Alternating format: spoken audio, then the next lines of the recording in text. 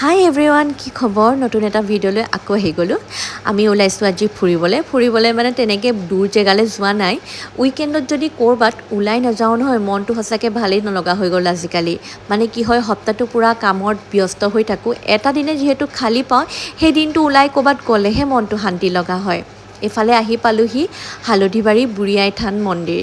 এইফালেদি আকৌ পাৰ হৈ গ'লে সেৱা এভাগ নল'লে মনটো ভালেই নালাগে। মানে আমি গৈ আছোঁ কাজিৰঙালৈ। ওচৰত যিহেতু কাজিৰঙাই আছে, এইফালে প্ৰসাদ লৈ পিনি আমি আমাৰ যাত্ৰা আৰম্ভ কৰি দিলোঁ। এইফালে আকৌ আমি গৈ থাকোঁতে ৰাস্তাতে গৰু দেখা পালোঁ। আপোনালোককো ভাবিলোঁ অকণমানকৈ দেখাই দিওঁ বুলি।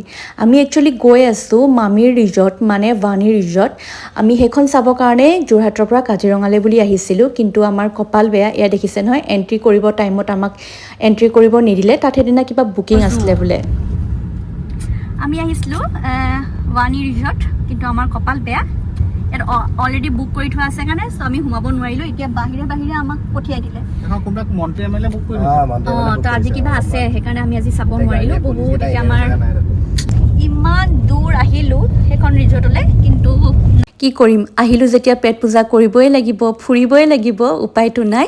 সেই বুলি ভাবি আমি আন এটুকুৰা ঠাইলৈ আহিলোঁ আৰু আপোনালোকক নেক্সট ভিডিঅ'ত জনাম ক'ত আহিলোঁ।